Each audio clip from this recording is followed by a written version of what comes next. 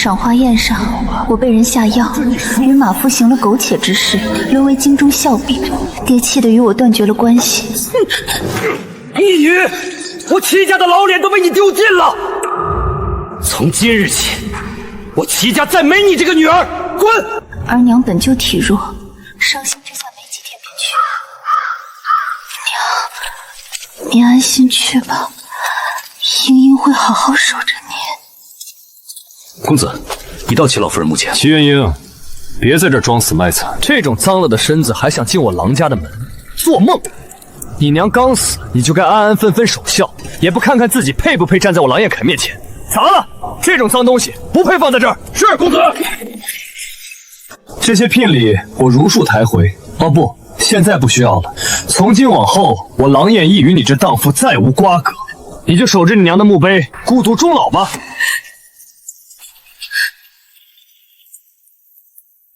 公子驾到，备厚礼，求娶谢小姐。林公子大驾光临，快请进。尚书大人与谢小姐早已等候多时了。今日我郎彦靠特备双倍厚礼，求娶尚书府千金谢希玉。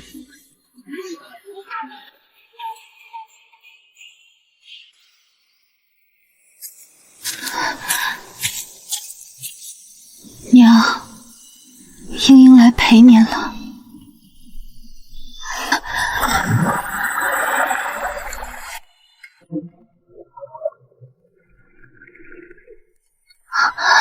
你醒了？为什么要救我，让我去死？英英，其实我心悦你良久，那些流言蜚语我全不在乎，我只想娶你为妻，护你一生。在他的陪伴下，我逐渐忘记那段伤痛。可就在成亲当日，我无意间听到了他与友人的对话。只要西域能如愿嫁给小侯爷，再狠心些又何妨？左右我也遭到了报应，下半辈子都只能跟他绑在一起了。当初你为了谢希云给他跟那马夫下药，是不是太狠了点儿？如今他娘没了，爹还不认他，这辈子算是毁了。只要西域能如愿嫁给小侯爷，再狠心些又何妨？是真的，这一切都是真的，并不是梦。若是知道你跟我要那药是为了给齐英英跟马夫用，我说什么也不会同意的。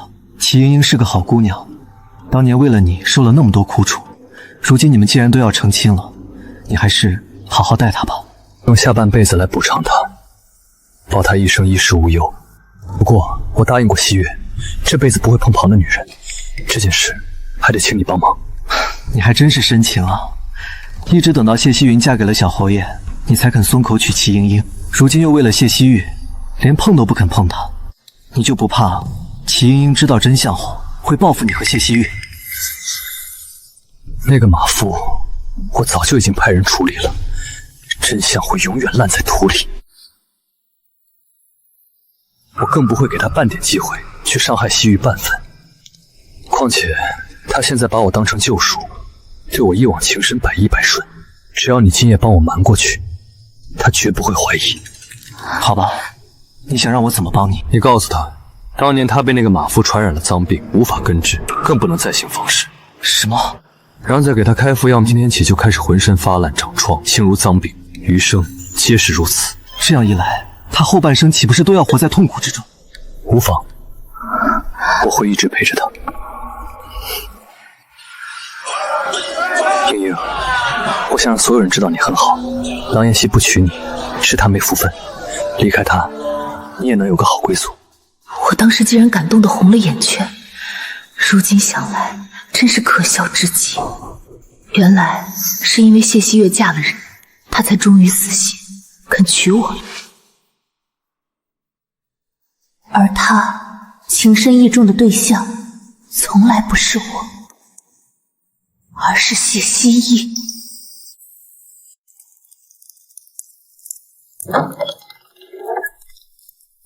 都下去吧。是。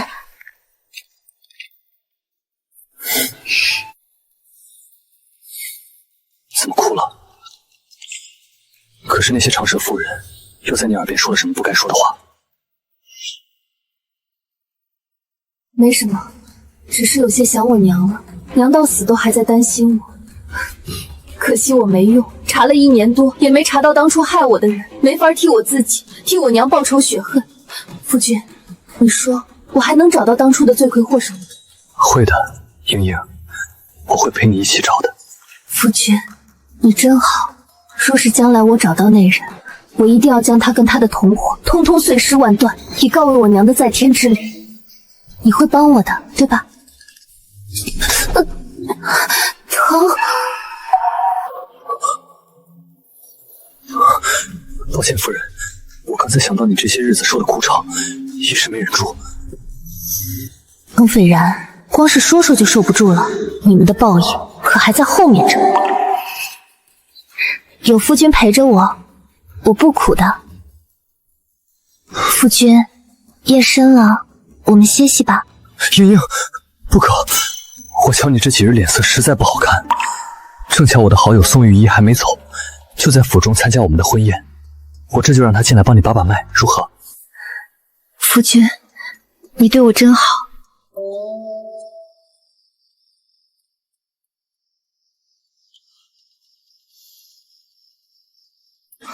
程兄，令夫人这脉象脉沉起色，似乎是染上了花柳病。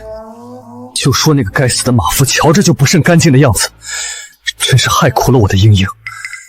可惜最后竟被那恶贼逃了，不然我定要将他碎尸万段，以泄心头之恨。我会给令夫人开个方子，只要日日服用，或许有痊愈的可能。切记，此病极易传染，在痊愈之前，万万不可行房事。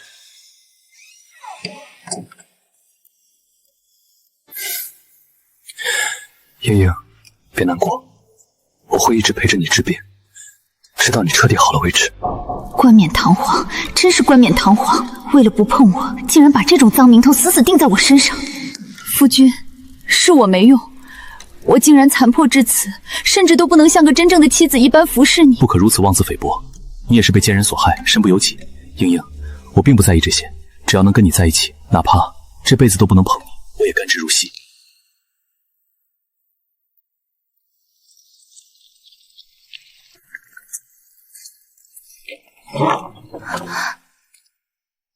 英英，宋御医交代过，这药得趁热喝。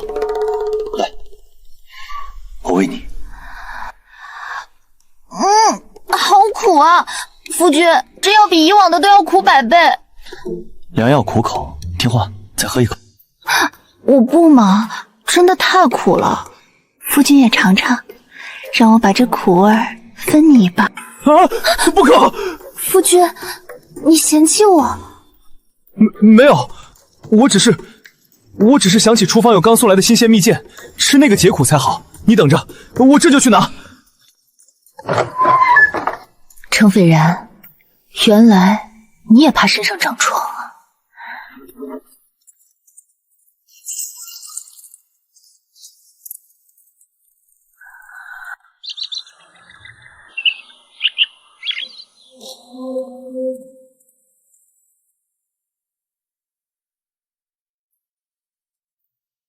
英英，身子可有点舒服些？我觉得愈发不爽利了。斐然，我好怕，似乎还起了脓疮，又疼又痒，像是钻进了虫子在咬。所以宋兄与我说，这是正常现象。正常？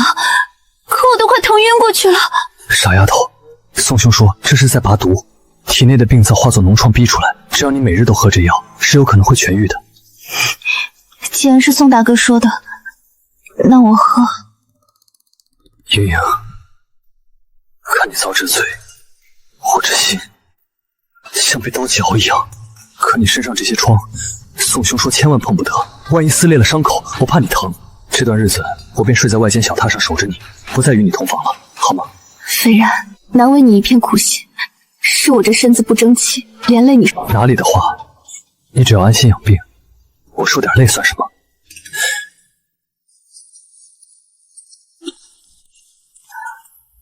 乐得清静，这大床我一个人睡才算安稳。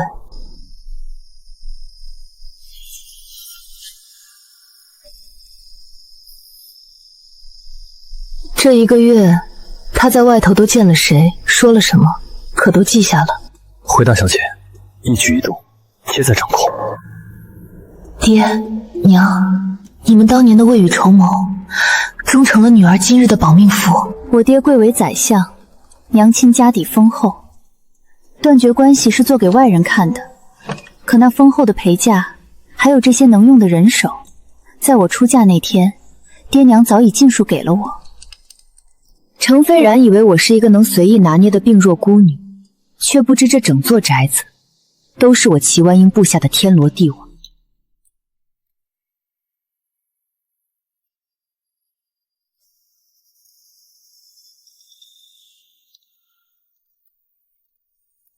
看他那副样子，倒真像个翻身的家主。这宅子是下人，甚至他脚下踩的地砖，哪一样不是我齐家的东西？他虽贵为状元郎，骨子里却还是那个出身寒门、一穷二白的穷酸书生。小姐，府内上下皆是咱们的人，程大人的一举一动皆在瓮中。所以，他自以为瞒天过海，觉得我这相府嫡女已经烂到了骨子里，却不知这府里连只苍蝇姓什么我都知道。快了，这种寄人篱下的日子总算要到头了。大小姐，今日谢希玉差人给程大人递了信，约他下午在茶楼相见。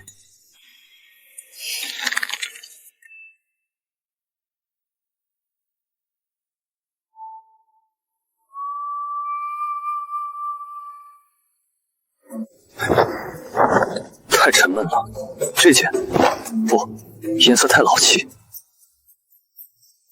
西域最爱这颜色。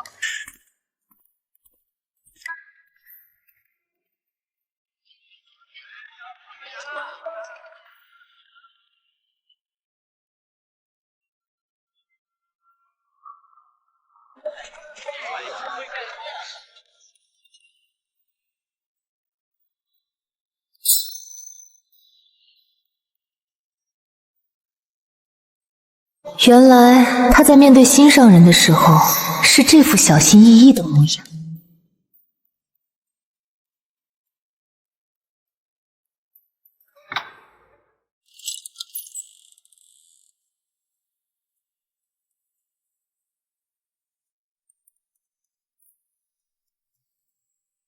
西域，这些日子他对你可好？是对我从未有过的珍重。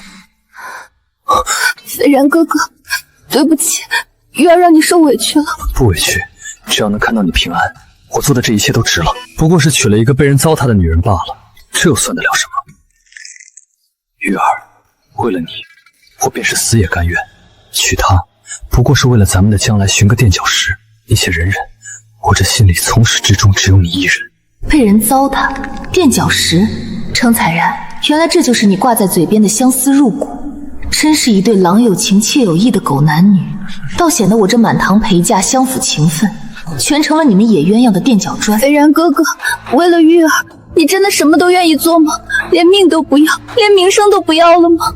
自然，只要能让你脱离苦海，我程斐然这条命，你尽管拿去。玉儿，你别哭啊！是不是我说错什么了？还是他又欺负你了？你快告诉我你怎么了？玉儿，你倒是说话呀！是不是郎彦康那苏欺负你了？还是他变着法子折磨你？斐然哥哥，玉儿命苦，本就是尚书府一个名不见经传的庶女，身份低微的连府里的下人都能踩上一脚。若非为了那一丝活路，我何至于高价给小侯爷郎彦凯？玉儿在那侯府，每一步都走得如履薄冰。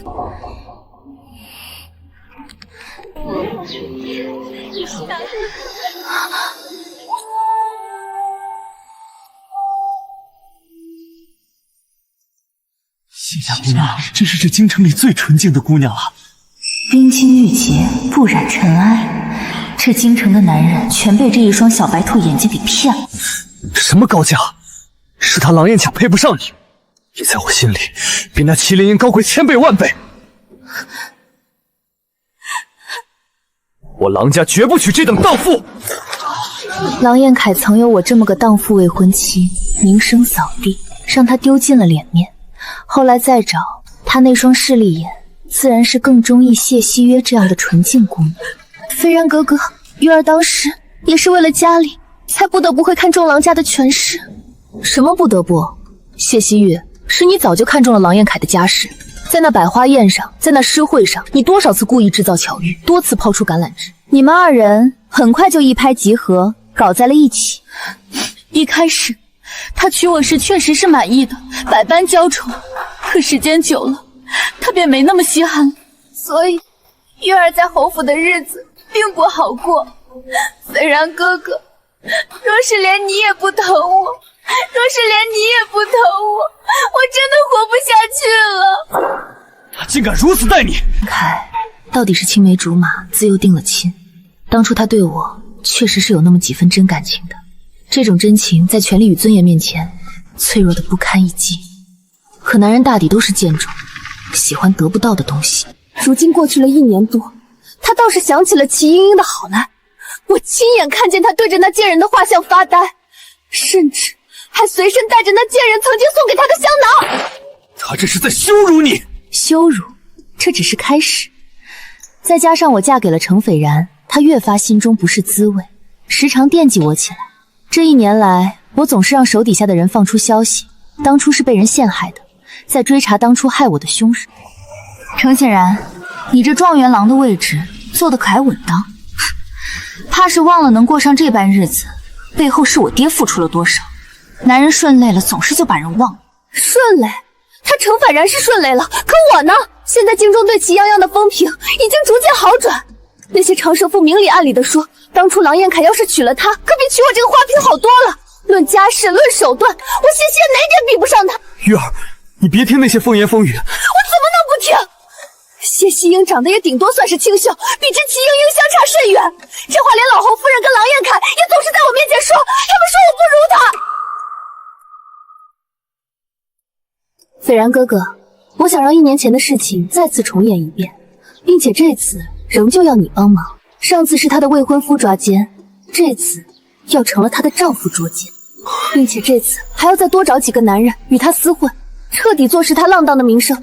到了那时，所有人都会唾弃她，也不会再有人说我不如她，而郎彦凯跟侯老夫人也会彻底对她断了念想，不会再觉着我不如她。斐然哥哥，求求你了，再帮我最后一次可以吗？如今我在侯府过的日子真真生不如死，若是连你都不帮我，我真不知道该如何办了。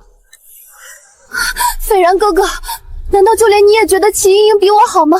你是不是不再喜欢我，而是喜欢上那个贱人了？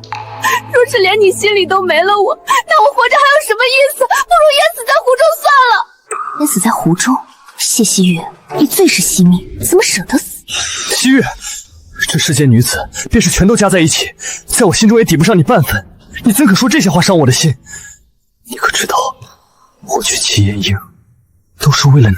我与宋玉仪合谋，每日给她喂那特制的毒药。她以为自己染了恶气，整日躲在屋里自惭形秽。我连碰都没碰过她一下，她现在浑身脓疮，我看一眼都觉得恶心。斐然哥哥，我就知道，这世上只有你是真心待我的。若有来生，我定会嫁给你，做你的妻子。来生？你们这种人不配有来生。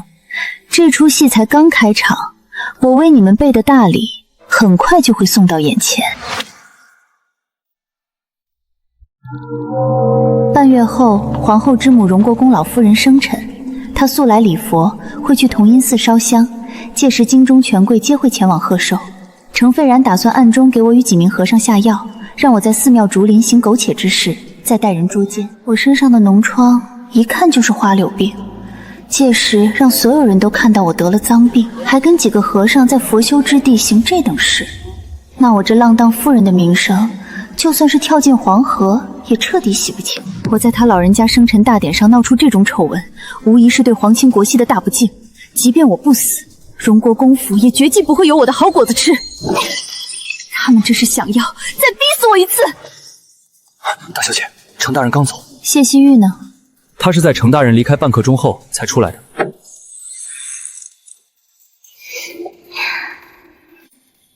瞧瞧，这便是京城男子心目中最为纯净的姑娘。出来之时，她还面色绯红，双眸湿润，可想而知，二人在里头都做了些什么。真是好一个冰清玉洁的女子。回来了。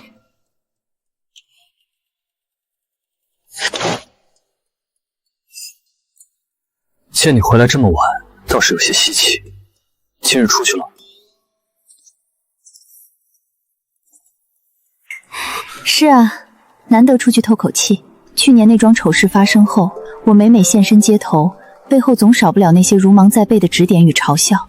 这种压抑，让我从活泼张扬的相府嫡女，变成了深居简出的程夫人。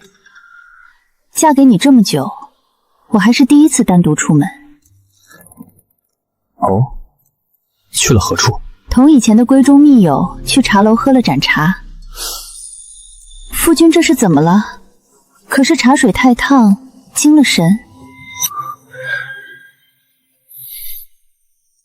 这茶怎么这般烫手？英英，怎么突然想起来要去茶楼了？平日里请你出门，你都嫌外头吵闹，今日去的是哪家？去的城西那家老字号，都过去1年了，那些指指点点，我总归是要走出来的，不能总逃避，不是吗？你能这么想，为夫当真是高兴。你本就该是那傲立枝头的牡丹，何苦为了些陈年旧事自苦？如此甚好，那这段日子，我便陪你多出去走走吧，放松一下心情，也让京城的人瞧瞧我程斐然的夫人风采依旧。他倒是贴心，连葬礼都选在佛门净地。程府真莫小当人，还迫不及待的要亲手送我上路。拿去给宋兄，亲手交到他手上，务必今日就带回东西。英英，别怪我狠心，怪只怪你挡了西域的路。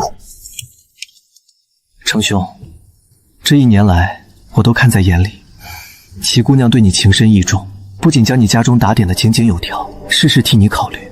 你的仕途能如此顺利，离不开齐姑娘与她爹暗中提拔，与她相携一生，也不失为一桩美事。你又何苦总是惦念着那个不可能的人呢？情深意重，顺风顺水。宋长晨，你懂什么？我要的不是这些施舍。他祁灵英即便再好，也掩盖不了他那一身的铜臭味，更掩盖不了他曾与马夫勾搭的脏名。毁了就毁了，只要西域能在那侯府站稳脚跟，只要我能官运亨通，毁掉一个祁元英，又算得了什么？宋长城，你算个什么东西，也敢来教训我？我堂堂状元郎，金榜题名，靠的是我满腹经纶，难不成我如今的位子还真沾了他一个侍身夫人的光了？你不必再劝我，若是你还当我是朋友，便将药给我。至于祁元英，他名声臭了也无妨，左右我也不会休戚，大不了用我这状元郎身份庇护他下半辈子，全当偿还他了。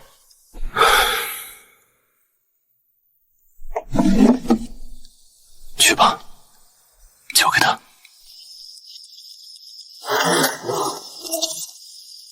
大小姐算的果然没错。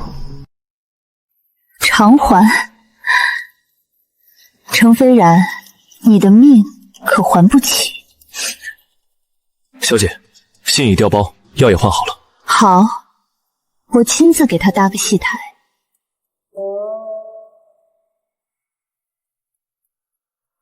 瞧瞧，那是程大人和程夫人吧？可真是伉俪情深。谁说不是呢？程大人当真是有情有义。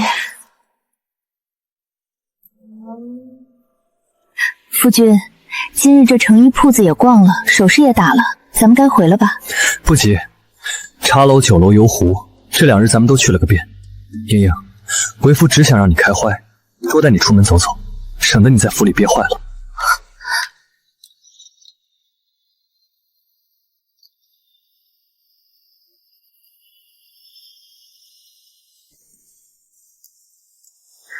侯爷，这只钗子。英，见过小侯爷。程大人倒是好兴致。鱼儿全进网了。谢姑娘，别来无恙。程夫人真是好雅兴，竟有空出来闲逛。夫君，我们走吧，我累了。好，都依你。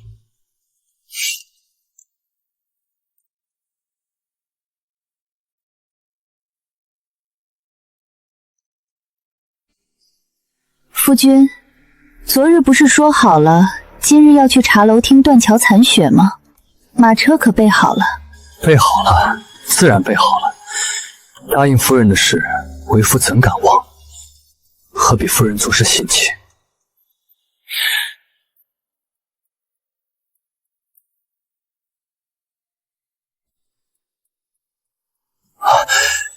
英英，衙门里突然响起桩急事，我得赶紧过去交代一声。衙门的事要紧，夫君快去吧，别耽误了大计。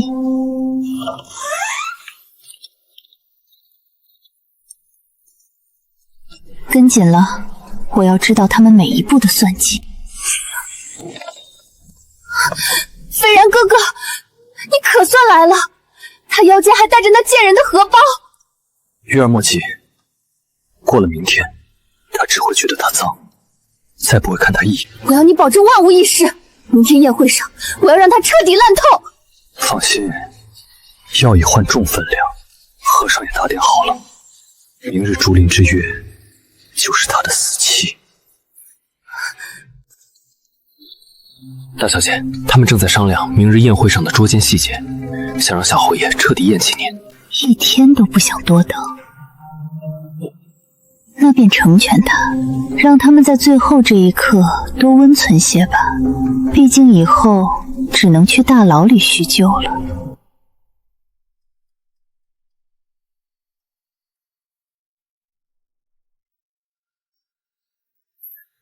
这仗打完，你务必能长相厮守了。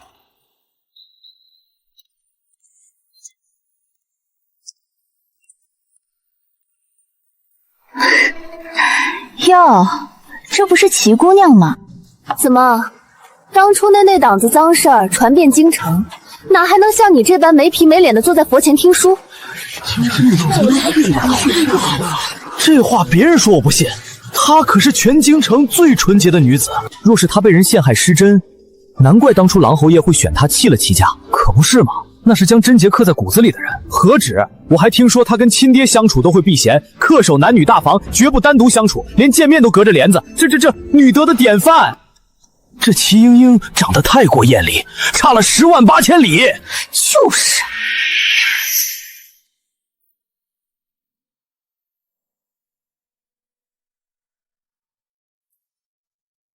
郎夫人果然是贞洁楷模，这身白裙配你，真是再合适不过了。希望明日荣国公老夫人的宴会上，你还能维持住这份纯净。楷模，真是女德楷模。是啊，楷模。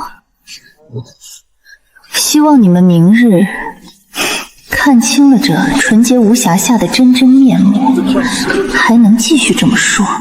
你这种身败名裂的货色，到底在硬撑什么？你除了家世比我好，长得比我好看以外，他们最终选择的可全都是我。你这种贱人，注定要一辈子被人唾弃。还有，你真以为程法然喜欢你？你信不信，我只需要招一招手，他就能立刻像条摇尾乞怜的狗一样围着我转。明日同音寺，咱们走着瞧。郎夫人真是端庄，不愧是楷模。把这个消息也放出去。明日不只是捉奸，我要这京城最有名的楷模当众脱了这身脏皮。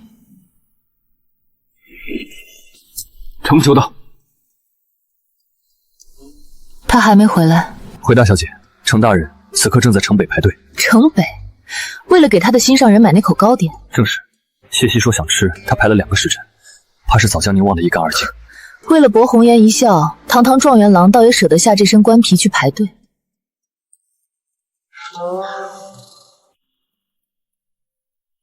莺莺，快，赶紧收拾，赶紧随我去同音寺。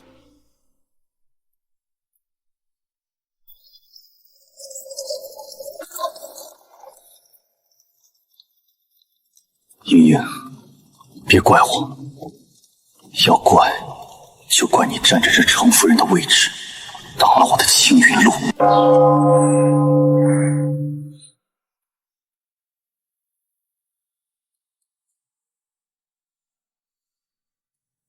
这是哪家的？如此没规矩，竟挡了老身的道！祖母，这是程大人和程夫人。祖母，听闻同音寺后山的竹林最是灵验，不如咱们待会儿去瞧瞧。好戏终于开场了。好孩子，这1年多没见，怎么清减了这么多？快过来，让老身好好瞧瞧。劳烦老夫人记挂，英英一切安好。在那儿愣着做甚？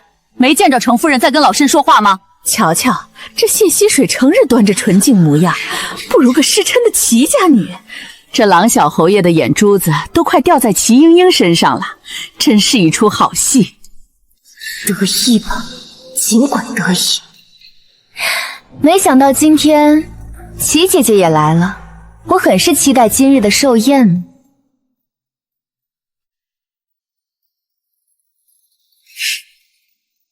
是吗？我也很期待呢，期待你们2人从云端跌进泥潭的那一刻。老夫人起驾，后山上烛祈福。莺莺，咱们也走吧。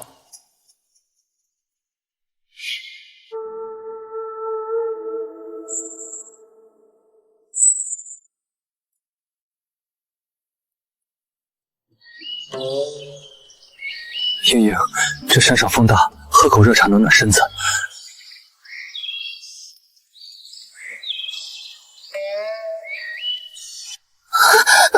虽然我头好晕，定是这山路陡峭累着了。你先在这石凳上休息片刻，为夫去前头给你寻个软觉，千万别乱走。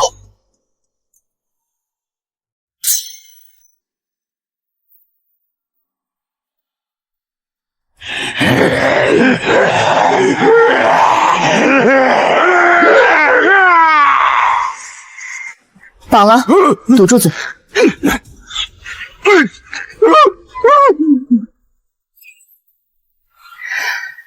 鱼儿该进窝了，咱们走。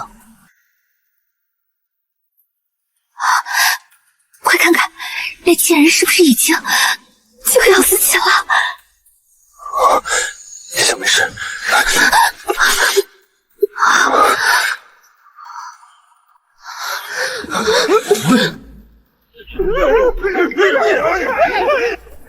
王夫人，可瞧见我家夫君了？方才他说去净手，这都快2刻钟了，迟迟未归，真叫人担心。程大人，许是被哪位大人拉去说话了吧？程夫人莫急。不行，同音寺后山崎岖，我这心里总是跳得厉害。诸位能否帮我一道寻寻？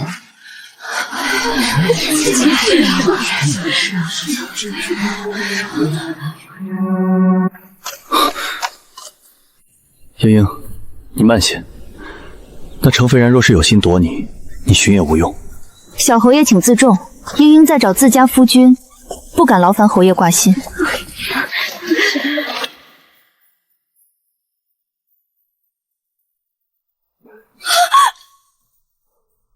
君，是你吗？爷呀，这不是那冰清玉洁的郎夫人吗？佛门净地，简直丧心病狂！快别看了，脏了眼！谢希月，天爷呀，那不是以纯净著称的尚书府庶女谢希玉吗？她竟然做出这等不要脸的事儿来！一个男子还不够，竟然还要找几个和尚，在佛堂圣地如此宣仪，简直有辱斯文，丧心病狂！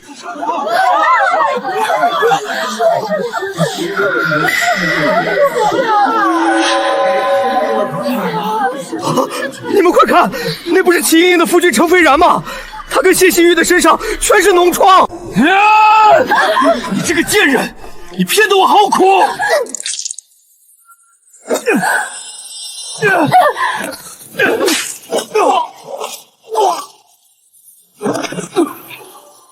难怪啊！自打成亲后，夫君便一直以心疼我、爱重我为由，拒绝与我同房。原来竟是他在外面跟这等是爱我，程夫人真是命苦，竟被这伪君子骗了1年多。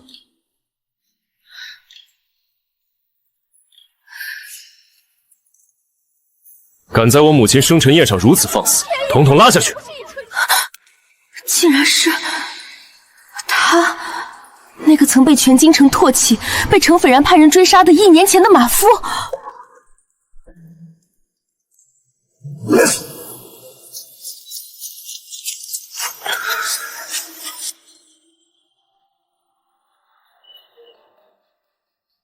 原来程斐然派去追杀他的人并没有得手，他躲避追杀，历经生死，终于找回了自己的家人。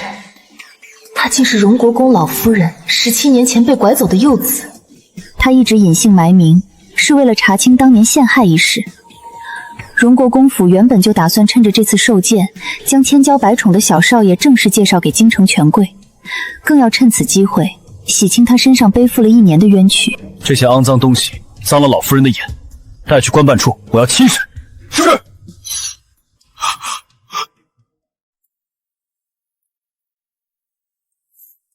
大小姐，这1年受委屈了。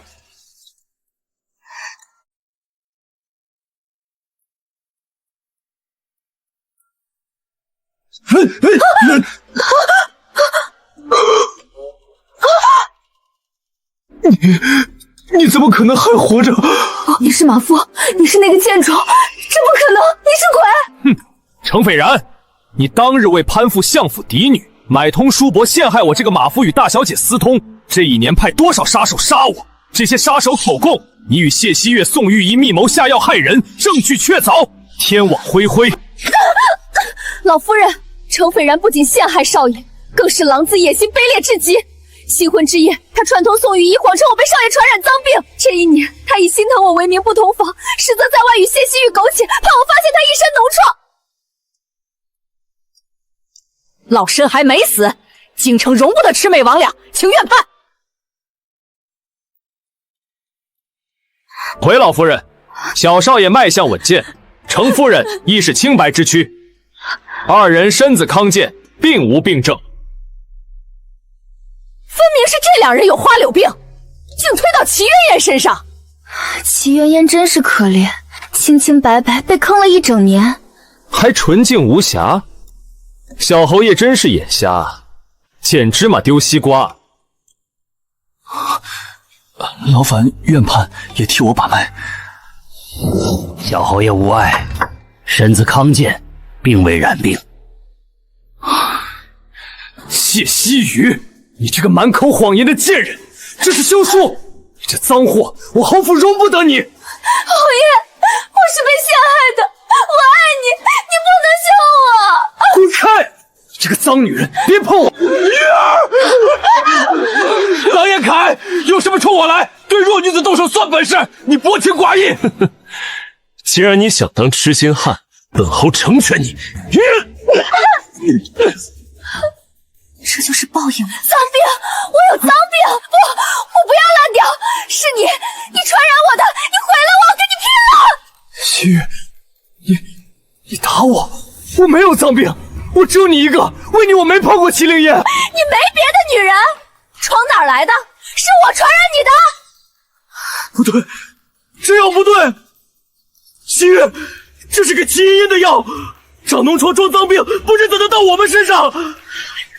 齐元英，是你调包了药。程斐然，你为了不碰我，竟给我开这种毒计，丧尽天良，披着人皮的畜生！心肠歹毒，作践发妻，我辈之耻。齐元英，你少在，你这样就能骗过所有人？你以为你这样就要是装可怜吗？调包的药伪造的痕迹全是你做的。程斐然，你这个狼心狗肺的东西！英英待你掏心掏肺，你却如此污蔑她、残害她。今日我便替程家清理门户。谢希玉，你我婚约早已作废，如今你身败名裂，与我郎家毫无干系。我谢希玉真是瞎了眼，才会看上你程斐然这个畜生，才会被你骗得团团转。我活该，我活该！齐莹莹，你敢不敢跟我去见陛下？敢不敢让太医院重新查验我们身上的脓疮？是不是你调包的药？一查便知。我有何不敢？你这般执迷不悟，非要污蔑我，难道就不怕遭到天解吗？这1年多，我被这药折磨得生不如死，如今你还要毁我名声，我不如死了算了。莹莹，不可，你不能为了这种人伤害自己。娘相信你，主人总有一天会知道真相的。真是太过分了！齐姑娘这么柔弱，她竟然还逼她，简直不是人！程斐然，你枉读圣贤书，连最基本的良知都没有，今后再也不配与我们为伍。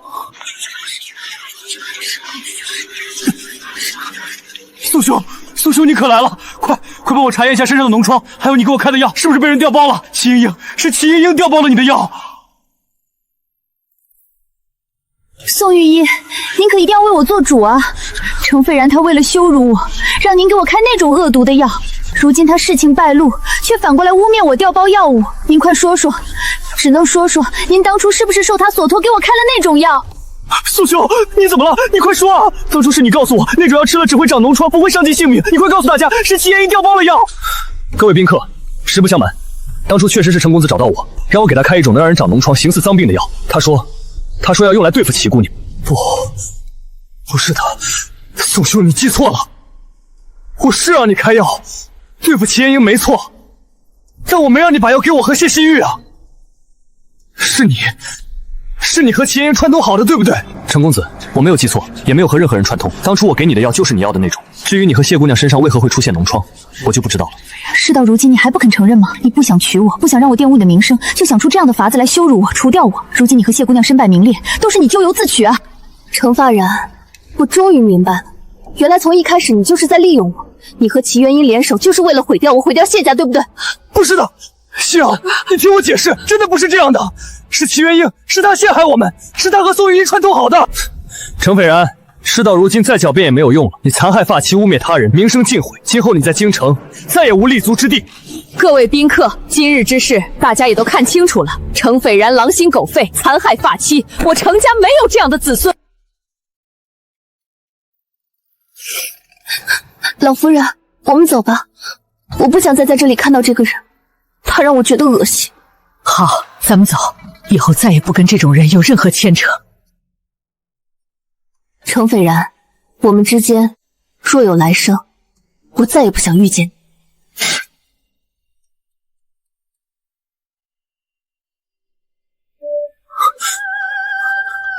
施主，喝口水吧。事已至此，不必过于执着，一切都是命数。命数？我的命数就是被人陷害，身败名裂，众叛亲离吗？我不甘心，我明明没有做错什么，为什么会变成这样？齐莹莹，你以为你这样就能瞒天过海吗？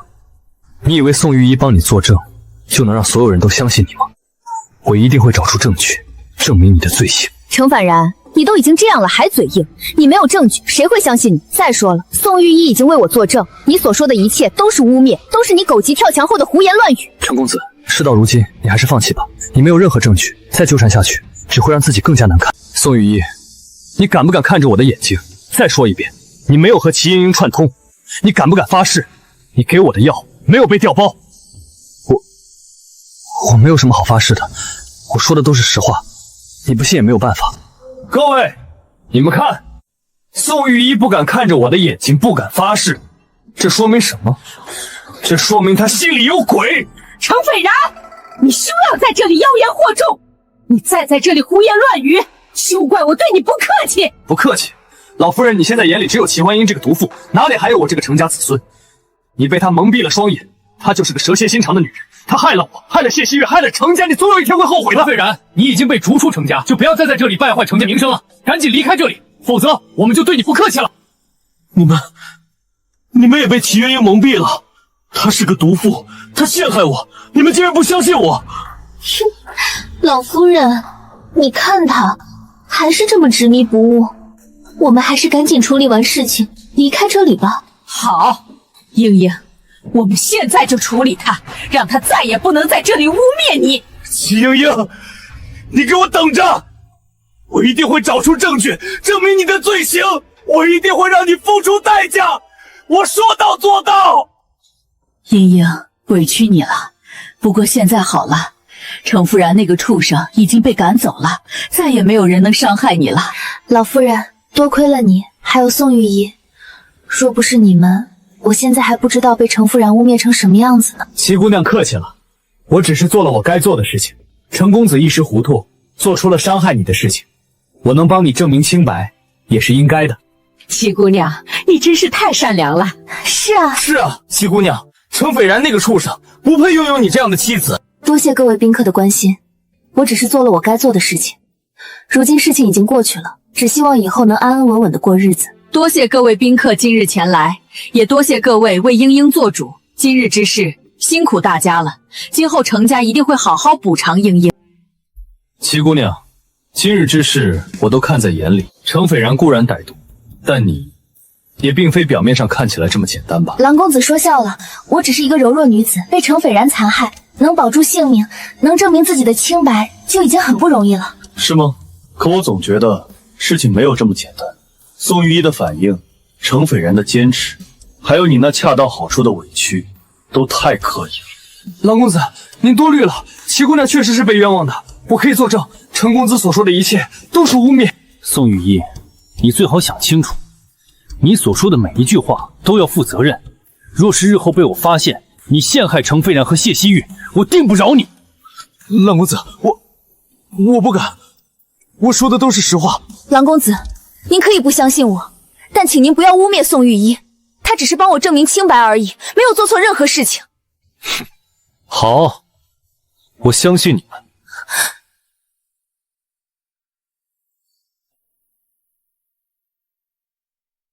莺莺，你怎么了？是不是郎公子的话让你不舒服了？老夫人，我没事。七姑娘，郎公子心思缜密，他刚才的话是不是意味着他已经开始怀疑我们了？我们要不要先躲一段时间？躲？我们为什么要躲？我们没有做错任何事情，是程斐然咎由自取，是谢希运自食恶果。就算他们怀疑我们，也没有证据，不需要躲。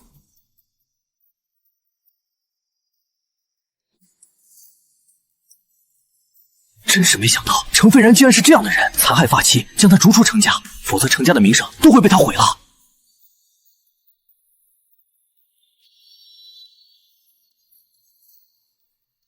孩子，这1年多来苦了你了。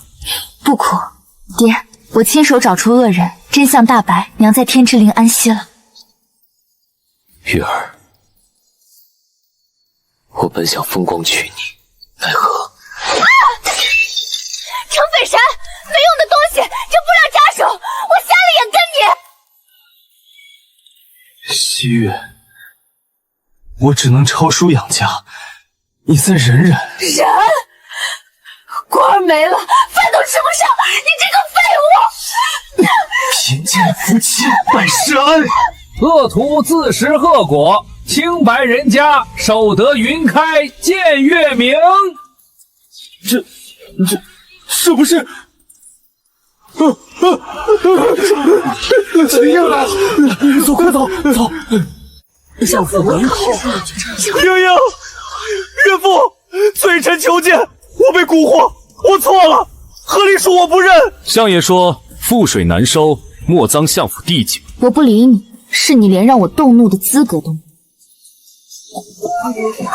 有。老相爷，当初误会，莺莺还是我中意的孙媳妇。莺莺，我眼下被蒙蔽，你我青梅竹马，咱们重新开始。重新开始？我女儿受辱时你在哪儿？小侯爷请回，荷包烧了，你我早已断干净。爹，送客。把这些聘礼统统丢出去。有些东西丢了就是丢了，再捡回来也是脏的。侯爷，帮我说几句好话，我真的知错了。说情，本侯送你一场好情分。若非你作祟，我与莺莺何至于此？打死你这丧门星！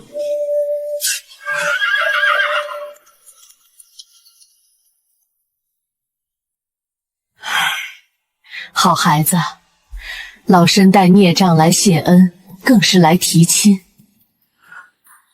当年虽是意外，你们终究有夫妻之实，荣府定保你一世周全。大小姐，我定会护你，老夫人厚爱，殷殷感激。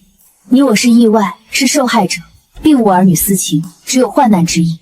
经历2次变故，我不想再草草踏入另一座围城。如今陪在爹爹身边打理铺子，看京城风起云涌，甚好。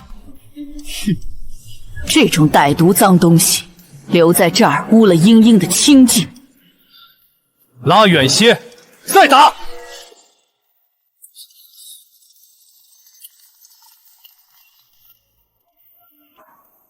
你个奸臣！程斐然，通敌叛国，罪不容恕，即刻问斩！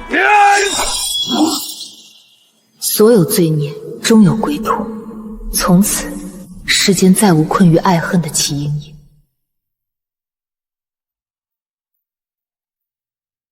是我负你，此生不复相见。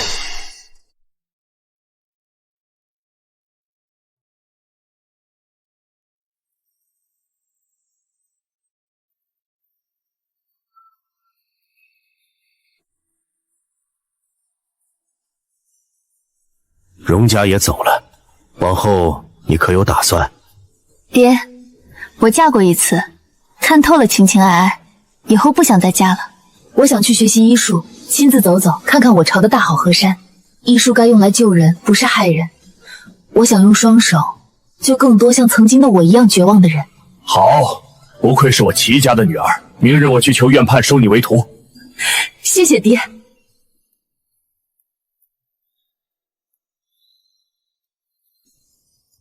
往后，爹只愿你平安喜乐，万事随心。爹，我想走遍天下，行医救人，以医正心，以善度己。从那以后，我再没听过关于程斐然和谢希言的消息。那些肮脏的旧梦早已随风而去。我跟太医院院判学习了5年医术。莺莺姑娘，这甘草和黄芪虽都行事，可入药分量差1分，功效就差千里。你再辨辨。甘草味甘，切面偏黄，主打调和诸药，每剂3钱为宜。黄芪质地偏硬，微微甜，补气需用5钱，对吗？《伤寒论》中桂枝汤的配伍，你再背一遍。若再记错一味药，今夜就别想休息。桂枝3两，芍药3两，炙甘草2两，生姜3两，大枣12米，温腹取微四汗，不可令乳水流离。为何要温腹取汗？若患者汗出过多，该如何处置？温腹取微汗是为了让药力直达肌理，驱散寒邪。若汗出过多，需减桂枝用量，加白芍、麦冬、敛汗生津，防止耗气伤阴。你可知为何？温腹取微汗是为了让药力直达肌理，驱散寒邪。若汗出过多，需减桂枝用量，加白芍、敛曼冬，防止耗气伤阴。医者仁心，更要严谨，一丝一毫的差错都可能害人性命。你性子急，却肯下苦功，难得。那一夜，我记了满满3页笔记，院判的话像一盏灯，照亮了我前行的路，也让我懂了医术从来不是儿戏。我把当归当成秋秋抓了，怎么办？待会儿就要给御膳房送过去。别急，当归色深，质地偏软，通胸色浅，有浓郁香气，下次仔细辨辨。这包我已经换好了，你快送过去，别耽误了时辰。你进步很快，不仅能熟练变药抓药，还能从容应对突发状况。看来是时候教你诊脉了。弟子谢院判栽培，定不辱使命。院判，患者脉象沉细无力，伴有畏寒，食欲不振，需用附子理中汤温阳健脾，调理脾胃。再看看舌苔，确认你的判断。是舌苔白腻。不错，诊脉精准，辩证得当。弟子为已经有了几分医者的模样，只是医者不仅要懂医术，还要懂人心。不要3日，定会有所好转。多谢姑娘。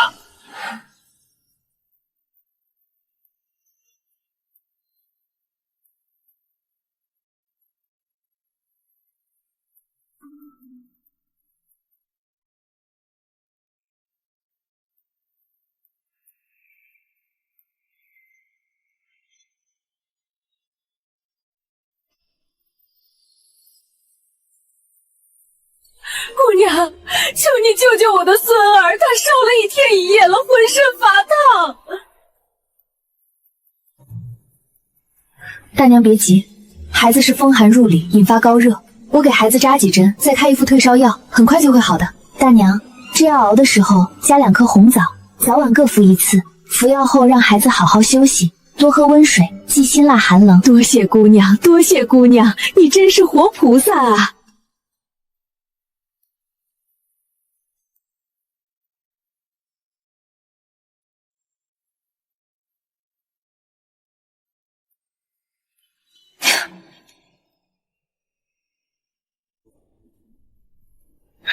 齐姑娘，等等我，我也想游历河山，不知能否搭个伴儿？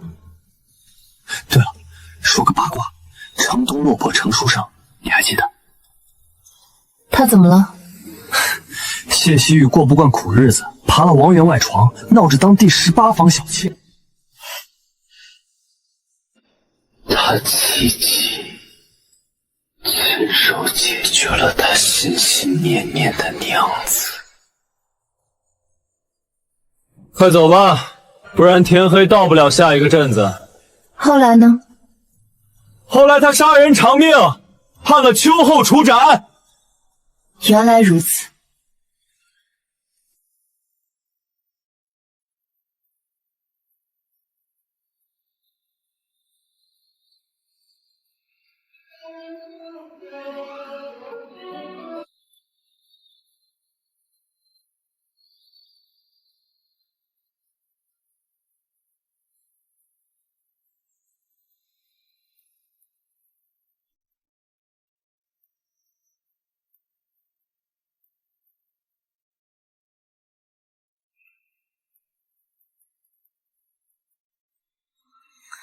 齐大夫，我娘的咳嗽好多了，按时服药，很快就会痊愈。茵茵姑娘，多亏了你，我这老寒腿才好利索。这点自家种的菜，你可千万别嫌弃。大娘太客气了，能帮到大家，我就很开心了。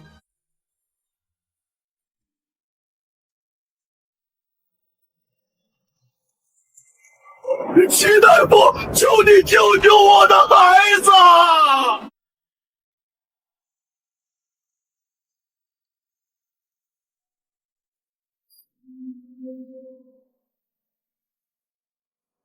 多谢大夫，多谢公子。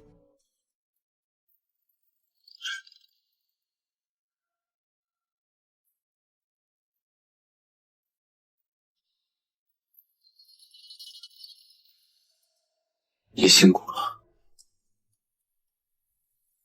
在外行医3载，踏遍山河，一人亦一心。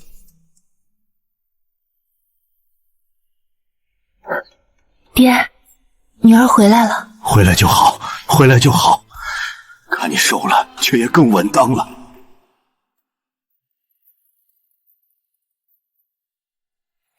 女儿在外一切安好。行医救人，见了人间百态，心也安定了。我去过西南瘴地，救过义民，走过北方雪乡，医过冻患者。当年你伏案苦学，如今已成一代良医，老夫甚慰。齐姑娘，我们听说你回京，特意赶来谢你。多亏你救了我家娃，如今都能跑能跳了。我曾跌入深渊，被爱恨捆绑，如今才知，人间最珍贵的是安稳与善意。阿弥陀佛，好孩子，可算把你盼回来了。这几年你在外受苦了。孙儿哪敢，一路都是茵茵姑娘救死扶伤，孙儿只敢开路背药箱。多亏小少爷一路披荆斩棘，护我采药，守我行医，危难时挡在我身前。英英，我陪你踏过山野，守过一路，看过你最坚韧、最温柔的模样。我曾不信情爱，怕再入牢笼，可这一路是你让我知道，好的感情是成全，是守护，不是捆绑。我女儿苦尽甘来，只要她愿意，我全无异议。我荣家八抬大轿，明媒正娶，亦以嫡妻之礼，风光迎娶英英。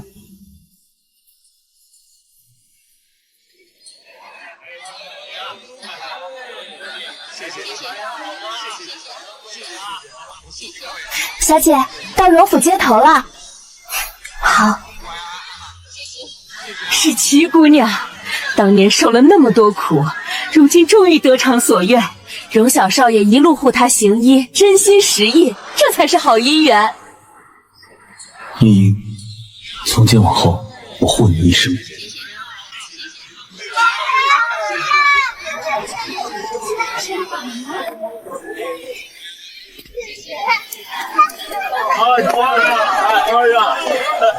好孩子，快进来。往后好好过日子。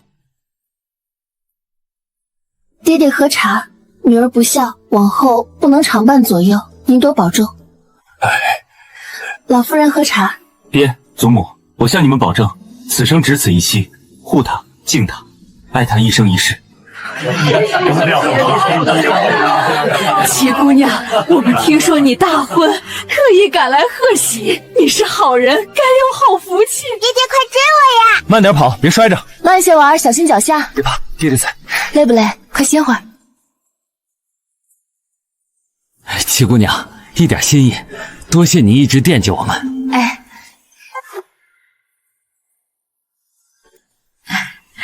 齐姑娘，小公子也跟着你行善，真是有其母必有其子啊！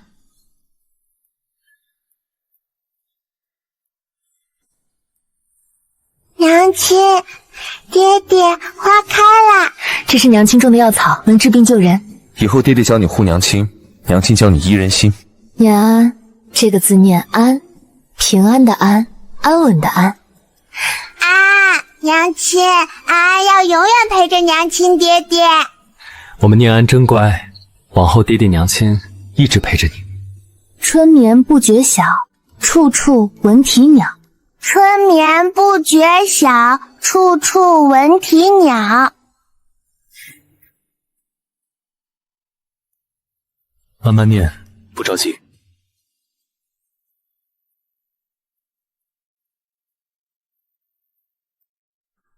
写好了，平安喜乐。